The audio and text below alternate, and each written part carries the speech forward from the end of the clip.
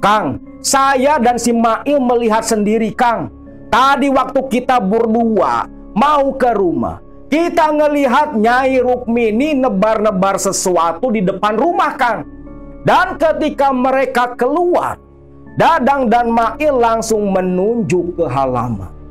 Tepat ketika Jahro dan Bidarsi melihat, betul saja, di depan halaman rumah Mang Yoyo banyak tebaran tanah kuburan berwarna merah dengan kembang-kembang.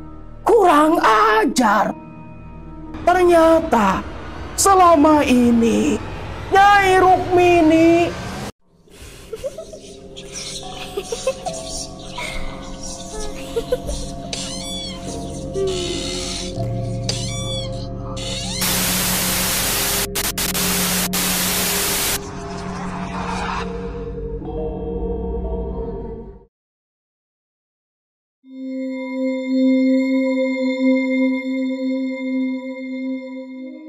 Di video sebelumnya, Yoyo yang sedang sakit parah malah mengalami kesurupan. Dan sosok yang merasuk ke tubuh Yoyo, dia mengaku jin utusan dari Rukmini. Di mana jin itu mengatakan kalau Rukmini menyimpan dendam kepada orang-orang yang dulu pernah menolak kehadiran Satibi. Bukan hanya sosok yang merasuk menebar fitnah kepada Rukmini. Keluarga Yoyo, Bidarsih, Mail, dan Dadang semakin percaya karena ketika mereka pulang ke rumah Mang Yoyo, melihat sosok Rukmini menebar tanah kuburan dan kembang di halaman rumah Yoyo. Jahro yang waktu itu mengobati Yoyo, dia memperkuat tuduhan atau kecurigaan keluarga Bidarsi kalau memang Rukminilah pelaku dari penyebab sakitnya Mang Yoyo. Kepulangannya Jahro dari kediaman Bidarsi, Yoyo kembali tertidur lelap di dalam kamar. Sedangkan di ruang tamu beralaskan tikar, Mail, Dadang dengan Bidarsi yang penuh amarah dan menahan geram berbicara. Bi, ini sudah jelas kita berdua jadi saksi melihat si Nyai Rukmini menebar tanah kuburan di depan rumah Bibi. Apalagi kalau bukan sedang menebar santet. Ditambahkan Bibi dengar sendiri juga, jin yang merasuk ke tubuh Mang Yoyo itu utusannya Nyai Rukmini, Bi. Iya, Bibi pun gak nyangka. Mail, Dadang, Bibi pun gak nyangka. Orang yang selama ini penampilannya begitu alim, suka ngajar ngaji, ngedidik anak-anak santri, ternyata pengobatan yang dia lakukan di belakangnya melakukan praktik santet juga. Jangan-jangan warga-warga yang sakit yang berobat ke dia itu sebenarnya dibuat sakit oleh si Rukmini. Ucap Bidarsi yang memang begitu percaya kalau Rukminilah pelaku dari itu semua. Lantas bagaimana, Bi? Ini tak bisa dibiarkan. Kalau terus-terusan, bisa saja nanti giliran Bibi atau kita berdua yang jadi korban Nyai Rukmini. Warga yang lain pun pasti akan ada yang tumbang oleh kelakuan si Rukmini. Begini saja, Dadang, Mail, besok pagi antar bibi kita labrak si Rukmini. Tuman, kalau dibiarkan bisa habis semua warga Karangnunggal. Mail dan Dadang pun setuju. Bahkan Mail dan Dadang akan mengajak ibu bapaknya sekaligus tetangga dekat untuk ikut ngontrol Nyai Rukmini keesokan paginya. Singkat cerita, esok paginya di Langgar Alwasila terlihat di situ ada Rukmini, Mang Suganda, Nyai Salamah, dan beberapa orang tetangga dekat bersama anak-anak santri sedang membersihkan halaman langgar. Di tengah mereka yang sedang sibuk, ada yang menyapu, ada yang membabat tanaman liar di belakang langgar. Tiba-tiba salah satu santri berlari tergopoh-gopoh. "Ibu, Bu Nyai, Bu Nyai!" teriak si santri itu. Sontak Rukmini dan yang lain terperanjat kaget. "Loh, ada apa, Jang?" "Aduh, gawat Bu Nyai. Tadi waktu saya mau ke langgar, saya ngeliat rombongan warga berduyun-duyun mau datang ke sini, Nyai." "Loh, ada apa? Bukannya pengajian jadwalnya besok pagi?" tanya Rukmini yang keheranan. "Gak tahu, Nyai. Cuman warga, mereka semua bawa pekakas, Nyai."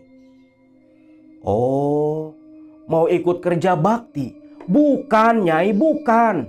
Yang jelas sambil bawa pekakas, rombongan warga dipimpin sama Kang Mail dan Kang Dadang beserta Cedarsi sepertinya marah dan mengutuk-ngutuk nama Nyai." "Astagfirullahaladzim. Mamang, ini teh ada apa tuh, Mamang?" tanya Rukmini yang mulai khawatir. Suganda yang ditanya sedemikian rupa, dia pun bingung mau jawab apa. "Gak tahu atuh, Neng. Mamang juga gak tahu ada apa." Tiba-tiba mulai terdengar suara-suara riuh yang mengutuk-ngutuk nama Rukmini. "Ustazah biar, Rukmini kurang ajar!" teriak riuh warga. Rukmini gemetar sampai sapu lidi yang dia pegang terjatuh. Si Rais, anak Rukmini, ikutan panik mendengar nama ibunya disebut-sebut sambil dibentak-bentak. Sampai beringsut di belakang Rukmini ketakutan. Rukmini pun menenangkan Rais anaknya. "Shh, tenang Ujang, tenang. Jangan khawatir. Kita lihat saja warga mau apa." Makin dekat makin terlihat. Memang di depan itu Bidarsi, di pinggir kiri kanannya diapit oleh Mail dan Dadang yang bawa golok. "Tuh orangnya, heh Rukmini!" teriak Mail. Sontak muka para santri dan Mang Suganda merah padam, tak terima Nyai Rukmini dibentak dan dihina di depan mereka. Allah. Dadang, Mail, apa maksud kalian? "Hah? Apa maksud kalian?" tanya Suganda yang sudah tua renta, tapi amarahnya begitu naik tinggi mendengar Rukmini disebut biadab. Mang Suganda, aki-aki 7 mulut, dengerin Mang. Kalau saja semalam Kang Jahro tidak datang ngobatin Mang Yoyo, mungkin Mang Yoyo sudah mati. Mengernyit heran dong Suganda. termasuk Nyi Salamah dan Rukmini. Loh, maksudnya apa? Maksudnya apa? Bukannya kemarin si Mang Yoyo baru selesai dibekam di sini? Tanya Rukmini. Ustazah, ngaku saja. Bukti sudah ada. Ustazah kan, Nyai kan, yang sudah mengirim teluh ke Mang Yoyo. Astagfirullahaladzim. Teluh apa? Mana punya saya ilmu teluh? Jangan bohong ustazah, jangan bohong. Iya Neng, jangan bohong. Saksinya ada, Bibi sendiri, Ece sendiri yang jadi saksi. Jin yang ngerasuk ke si Mang Yoyo ngaku sebagai jin suruhan Nyai Rukmini. Iya Nyi, bukannya kemarin maghrib Nyai Rukmini nebar tanah kuburan sama kembang di depan rumah Mang Yoyo. Saya nih sama si Mail yang ngeliat. Ucap Dadang menambahkan. Bentar dulu. Lerai Mang Suganda. Kapan Dadang Nyai Rukmini nebar tanah kuburan? Kemarin maghrib Mang, waktu saya jemput Kang Jahro. Sebentar Dadang. Dari kemarin sore setelah ngobatin Mang Yoyo, Nyi Rukmini gak kemana-mana. Mamang saksinya. Tuh, si Bibi Salamah, istri Mamang juga di sini sama Nyi Rukmini. Kita semua sholat berjamaah di Langgar, gak kemana-mana sampai Isya. Gak mungkin maghrib Nyi Rukmini di depan rumah Mang Yoyo nebar tanah kuburan. Kalau nggak percaya, tuh tanya anak-anak santri, tetangga-tetangga di sini. Semua bisa jadi saksi. Halah, nggak mungkin Mang. Saya sama si Mail lihat sendiri. Gak mungkin Dadang, gak mungkin. Akhirnya nih dua kelompok jadi pada bingung sendiri. Dadang bersikeras melihat Nyi Rukmini menebar tanah kuburan dan kembang di depan rumah Mang Yoyo. Sedangkan Mang Suganda dan para tetangga yang ikut datang mendengar suara ribut bersaksi kalau Nyi Rukmini ada di Langgar. Lantas, kalau memang Nyi Rukmini ada di Langgar, siapa atuh yang kemarin nebar tanah kuburan? Jelas-jelas itu Nyi Rukmini. Mang Suganda pun hanya geleng kepala. Sudah. Sebaiknya kalian pulang saja. Jangan gampang terprovokasi, apalagi terprovokasi oleh fitnahan jin yang merasuk ke tubuh si Yoyo. Sebaiknya bawa saja si Yoyo kembali ke sini, biar diobatin sama Nyi Rukmini. Gak perlu Mang, gak perlu, ucap Bidarsi. Yang ada nanti suami saya malah mati kalau dibawa lagi ke tempat Nyi Rukmini. Yang jelas, mulai saat ini saya khususnya dan keluarga gak percaya lagi sama Nyi Rukmini. Dadang, Mail, sudahlah, kita pulang saja. Yang namanya kejahatan lambat laun pasti akan terbongkar, ucap Bidarsi yang begitu emosi. Akhirnya Dadang dan Mail pun mengalah. Beserta dengan rombongannya kembali balik meninggalkan Langgar Nyi Rukmini. Selepas kepergiannya Darsi, Mail dan Dadang beserta rombongan, Nyi Rukmini yang masih terkejut, dia nggak ngerti. Mang, ini sebenarnya kenapa? Jelas-jelaskan saya semalaman teh dilanggar gak kemana-mana. Lantas siapa atuh Mang yang dilihat Dadang sama si Mail yang katanya mirip saya? Gak tahu Nyi. Mamang juga gak ngerti. Sudahlah, biarkan saja. Tak usah dipikirkan.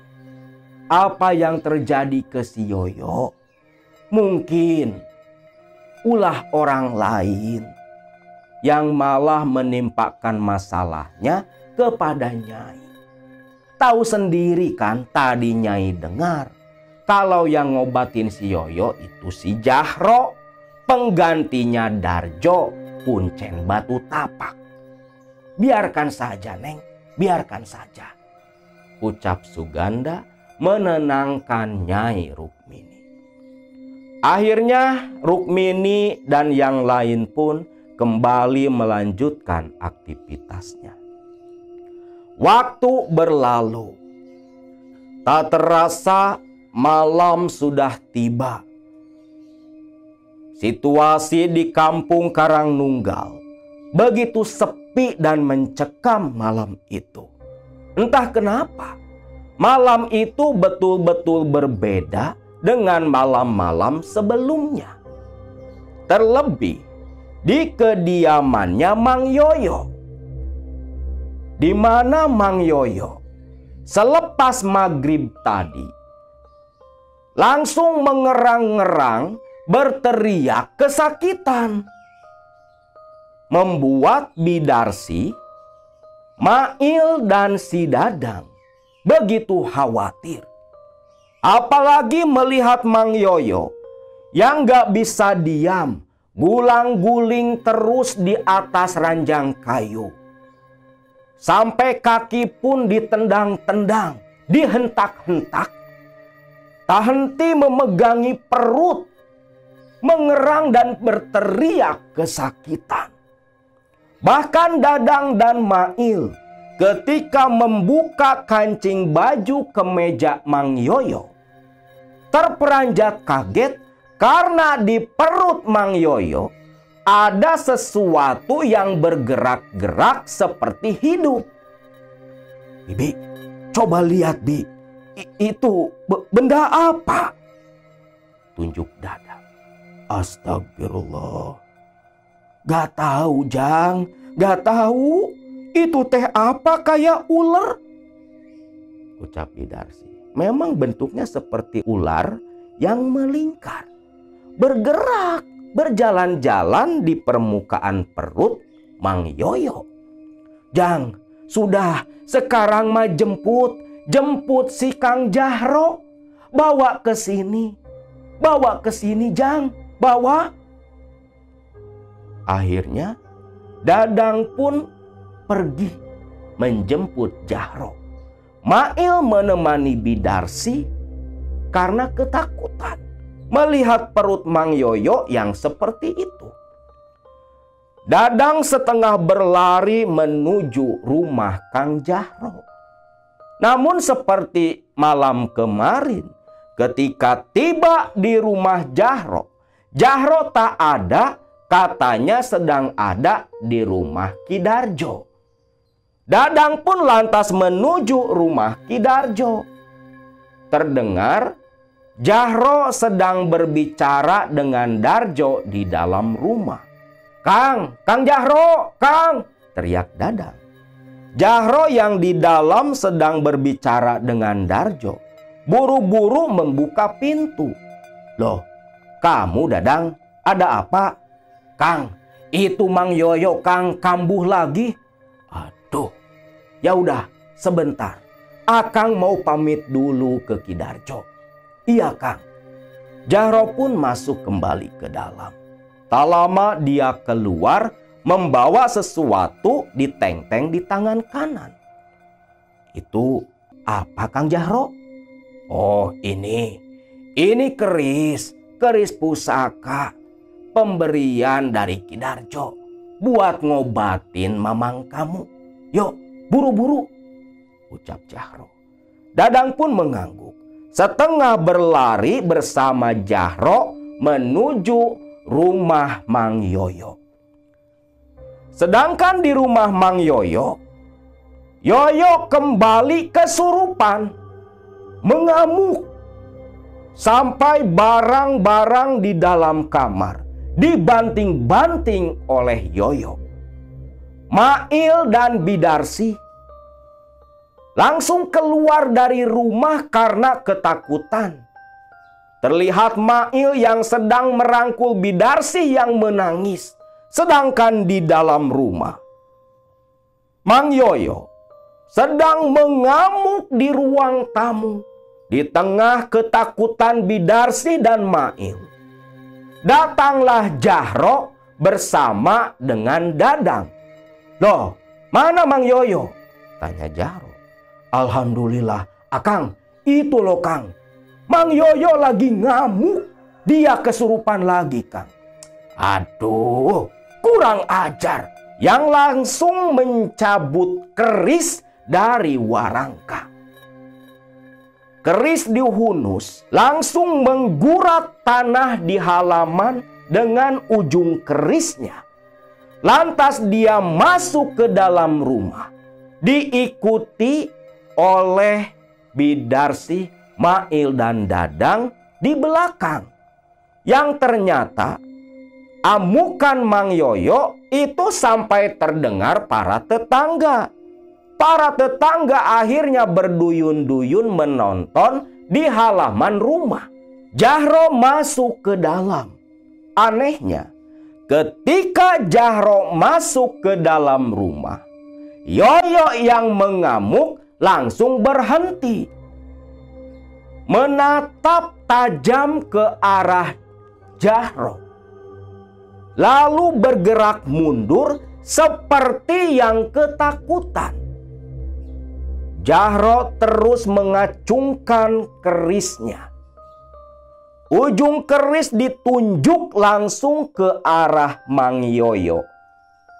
Yoyo yang kesurupan menggeram-geram, terus mundur sampai mepet ke dinding rumah. Di belakang, Mail dan Dadang berbisik-bisik. Para tetangga semua menonton. Ada yang di jendela, ada yang di luar pintu, menyaksikan Jahro yang mencoba menaklukkan sosok yang merasuk ke dalam tubuh Mang Yoyo. Seperti kemarin malam, Jahro kembali menanyai sosok yang masuk ke tubuh Yoyo, yang mengaku bernama Durgapati.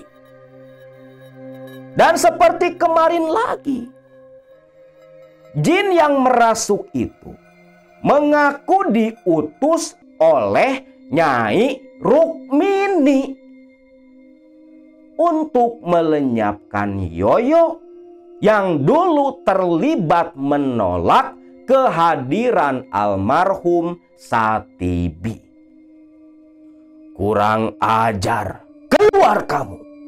Kalau tak keluar, ujung keris ini akan bersarang di tenggorokanmu." Jin itu pun mengadu, memohon ampun agar tak disakiti oleh Jahro. Yang seketika jin itu pun keluar setelah batang keris ditempelkan di kening Yoyo. Keluarnya jin itu disertai dengan jeritan kesakitan. Selepas Mang Yoyo tersadar, dia hanya mengerang. "Bidarsi, ambilkan air putih, Bi."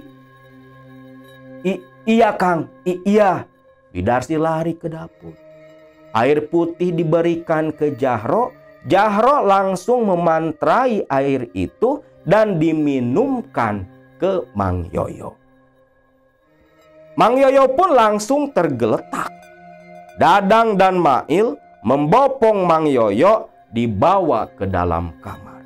Sedangkan Jahro langsung berdiri menghadap ke para warga yang menonton. kalian sudah menyaksikan, ternyata bukan tanpa alasan dulu Ki Darjo menolak kedatangan Satibi dan Rukmini. Buktinya sekarang kalian lihat sendiri. Mang Yoyo jadi korban teluh kiriman si Rukmini. Kalau dibiarkan, bisa saja nanti kalian semua mendapat giliran seperti Mang Yoyo. Apa kalian mau diam? Sontak warga pun riuh. Ada yang percaya, ada yang tidak. Jahro terus berusaha memprovokasi mereka.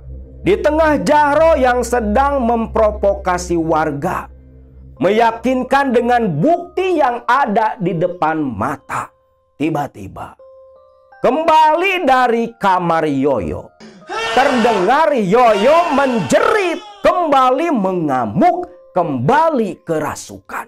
Tuh, kalian dengar, kalian lihat. Ganasnya jin-jin kiriman Rukmini. Baru disembuhkan, sudah kambuh lagi. Ini pasti jin yang berbeda. Apa kalian mau diam? Ini sudah tak bisa ditoleransi lagi. Kang, sebentar Kang, ucap Dadang. Urus dulu Mang Yoyo Kang, kasihan dia Kang. Ya sudah, carikan ayam hitam, ayam jantan. Dadang pun menurut. Lalu dia bertanya ke warga, ada yang punya ayam jantan hitam atau tidak?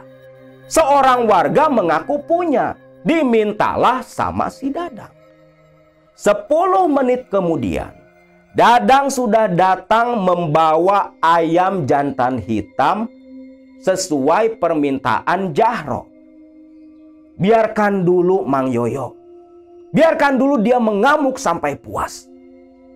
Ikut saya keluar, ucap Jahro. Dadang, Mail, Ki Darsi ikut keluar ke depan halaman rumah. Bawa mangkok. Iya Kang. Dadang kembali ke dalam bawa mangkok. Lalu di tengah halaman, dikelilingi oleh warga, Bidarsi dan Mail. Dadang datang kembali membawa mangkok. Lalu Jahro menyuruh Dadang dan Mail memegangi ayam jantan hitam. Kita kembalikan saja. Teluh kiriman si Rukmini, ucap Jahro. Setuju, setuju, teriak riuh tetangga. Lalu Jahro dengan kerisnya yang terhunus tadi, dia jongkok. Ayam dipegangi Dadang dan Mail. Mangkok disimpan tepat di bawah batang leher ayam. Lalu Jahro mulai menempelkan sisi tajam keris di batang leher ayam. Dia pejamkan mata, lalu membaca mantra. Eyang Kunjung Putih, Nunga Raksa, Nunga Jaga, Numiara, Kapara Incu Abdi Sadaya, warga Karang Nunggal, turunan Eyang. Abdi nyuhunkeun ka Eyang Kunjung Putih, pegatna ieu urat nadi. Pegatna ieu beheung hayam, ngucurna getih ieu hayam. Jadi ciciren, ngucur jeung pegatna, teluh anu dikirim ku si Rukmini. Dan seketika keris itu pun langsung digunakan untuk memotong batang leher ayam. Darah langsung mengucur, ditampung ke dalam mangkok. Selepas ayam mati, darah itu dibawa oleh Jahro. Dan aneh, kan tadi Mang Yoyo dibiarkan mengamuk di dalam rumah. Nah, ketika ayam dipotong, Mang Yoyo berhenti ngamuk. Sampai warga pun geleng-geleng kepala, gak ngerti kenapa bisa terjadi seperti itu. Makin yakinlah orang-orang di situ akan kesaktian dan keampuhan Jahro sebagai juru kunci batu tapak. Darah ayam dibawa ke dalam rumah. Warga semua mengikuti sampai penuh rumah kecilnya Mang Yoyo. Mang Yoyo yang sudah tergeletak dibangunkan oleh Jahro. Ketika siuman langsung diberi minum darah ayam hitam yang disembelih di halaman.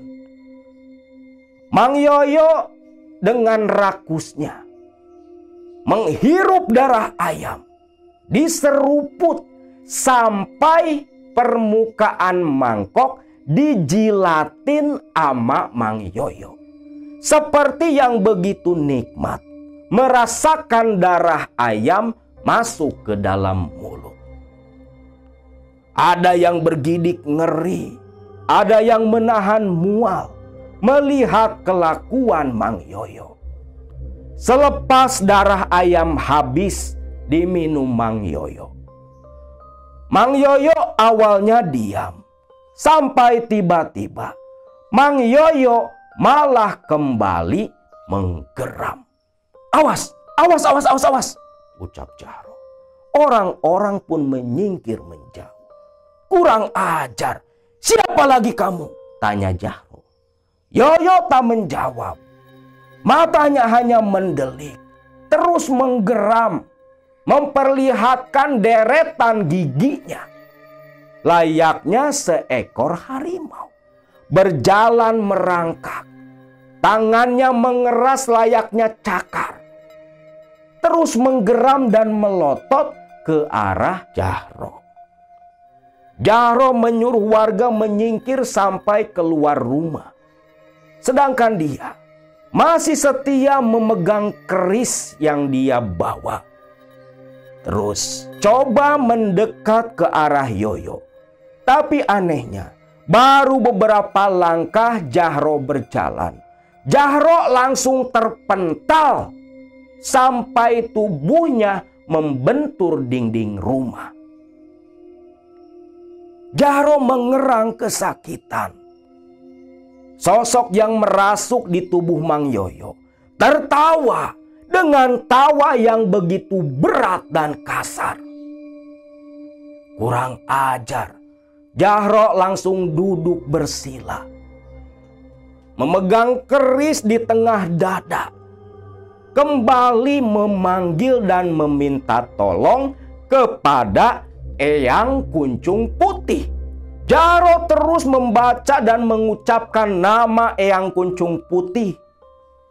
Dan sosok yang merasuk di tubuh Mang Yoyo menjerit-jerit seperti yang ketakutan ketika nama Kuncung Putih disebutkan.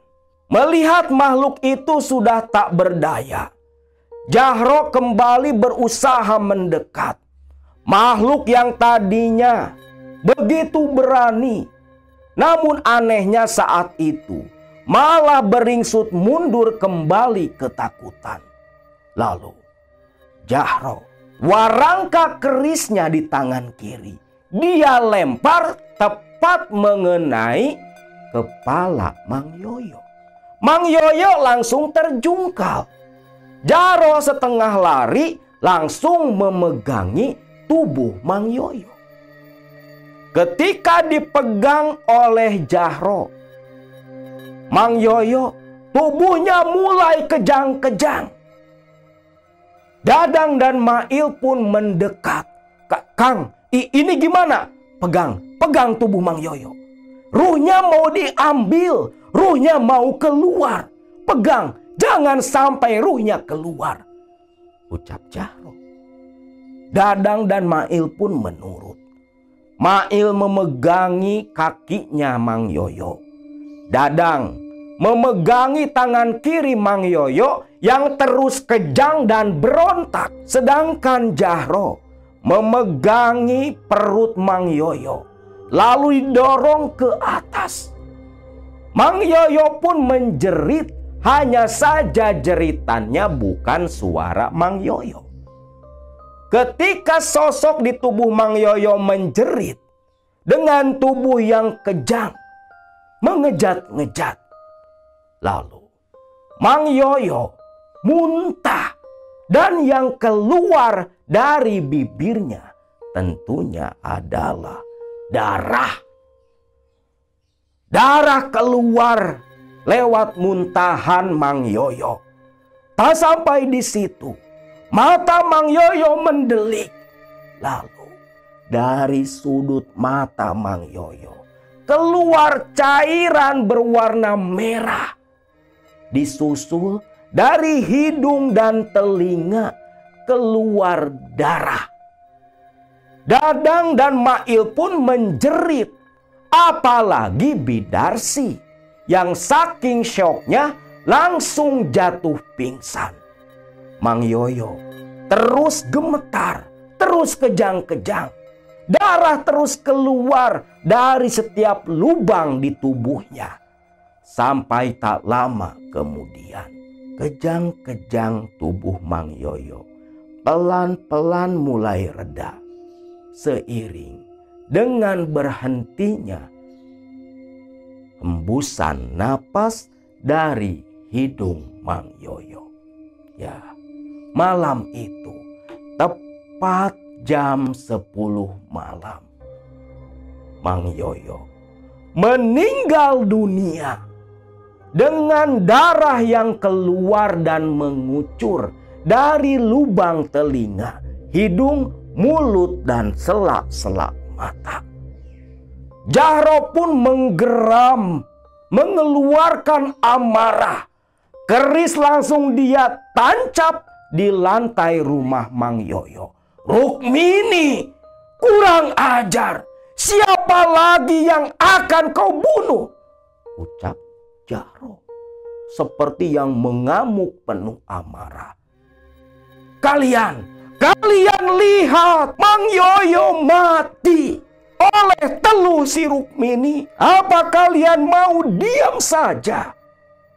Jangan dibiarkan. Nanti bisa saja kamu atau anak keturunan kamu yang mati seperti Mang Yoyo, ucap Jahro. Tentunya warga yang melihat kematian tragis Mang Yoyo di depan mata mereka sendiri langsung semua naik pitam.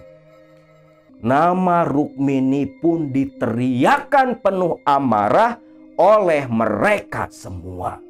"Dadang, Mail, kalian tunggui jenazah Mang Yoyo. Akang bersama warga tak bisa lagi membiarkan hal seperti ini terjadi. Akang dan warga akan mengepung rumah si Rukmini. Dia sudah tak pantas hidup di antara kita. Ayo semuanya, kita seret, kita tangkap, kita bantu si Rukmini." Dengan nada yang menggebu-gebu penuh amarah, mengajak warga yang ada di situ untuk ikut meringkus dan menangkap si Rukmini. Maka dipimpin oleh Yoyo, warga yang berkumpul di situ semua ikut dengan penuh amarah. Ada yang membawa golok, kayu, bambu, bermaksud untuk meringkus Nyai Rukmini yang mereka anggap betul-betul sebagai seorang dukun teluh yang bersembunyi di balik kesolehannya selama ini. Warga pun berduyun-duyun, terus berteriak, meneriakkan nama Rukmini. Sedangkan Rukmini sendiri di rumahnya sedari maghrib tadi dia betul-betul merasakan kecemasan yang luar biasa. Resah hatinya, gelisah pikirannya, perasaannya tak menentu, seolah akan terjadi sebuah bencana menimpa dirinya. Dia tak bisa tidur, sedangkan anaknya, Rais Sobari, buah hatinya dengan almarhum Satibi, tak ada di rumah, menginap di kediamannya Suganda. Malam itu, ketika warga dipimpin Jahro berduyun-duyun sedang dalam perjalanan, Rukmini langsung ke kamar mandi. Dia ambil wudhu, mengenakan mukena, lalu masuk ke ruang kholwat tempat almarhum suaminya. Rukmini bermaksud melaksanakan sholat malam untuk menghilangkan kegelisahan dalam hati. Seiring rokaat demi rokaat Rukmini lakukan. Sepanjang itu juga warga yang mengamuk semakin dekat dan semakin dekat menuju ke rumah Rukmini. Lalu apa yang akan terjadi? Selamatkah Rukmini? Kita saksikan di video selanjutnya.